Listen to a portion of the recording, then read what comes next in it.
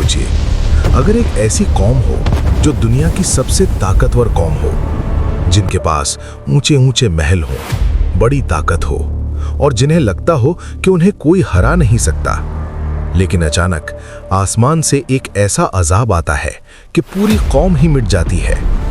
आज की इस वीडियो में हम जानेंगे कौमे आद का खौफनाक अंत और हजरत हुद अलैहिस्सलाम की चेतावनी की सच्ची कहानी।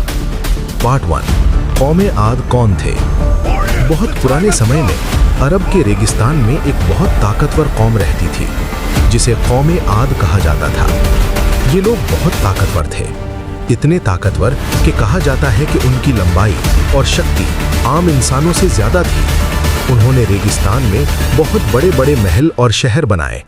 उन्हें अपनी ताकत पर इतना घमंड हो गया कि वे कहने लगे, हमसे ज्यादा ताकतवर कोई नहीं। लेकिन यहीं से शुरू हुआ उनका पतन। पार्ट 2, अल्लाह ने भेजा पैगंबर।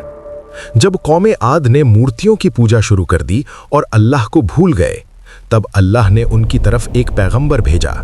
उनका नाम था हजरत हुद अलैहिस्सलाम। हजरत हुद अलैहिस्सलाम ने अपनी कौम से कहा, अल्लाह की इबादत करो और गलत रास्ते को छोड़ दो। लेकिन कौमे आद ने उनकी बात का मजाक उड़ाया।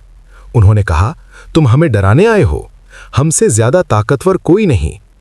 पार्ट 3, आखिरी चेतावनी। हजरत हुद अलैहिस्सलाम बार बार उन्हें समझाते रहे। उन्होंने कहा, अगर तुमने अल्लाह की बात नहीं मानी तो तुम पर अजाब आएगा। लेकिन लोग और घमंडी हो गए। उन्होंने कहा, अगर तुम्हारा अजाब सच है तो उसे ले आओ। यही उनकी सबसे बड़ी गलती थी। पार्ट 4, अजाब की शुरुआत। कुछ समय बाद आसमान में काले बादल दिखाई देने लगे। लोग खुश हो गए। उन्होंने सोचा, अब बारिश आएगी। लेकिन वो बारिश नहीं थी, वो अल्लाह का अजाब था। पार्ट 5, खौफनाक तूफान। अचानक एक बहुत भयानक तूफान शुरू हुआ। इतना खतरनाक तूफान कि बड़े बड़े लोग भी हवा में उड़ने लगे। ये तूफान 7 दिन और 8 रातों तक चलता रहा।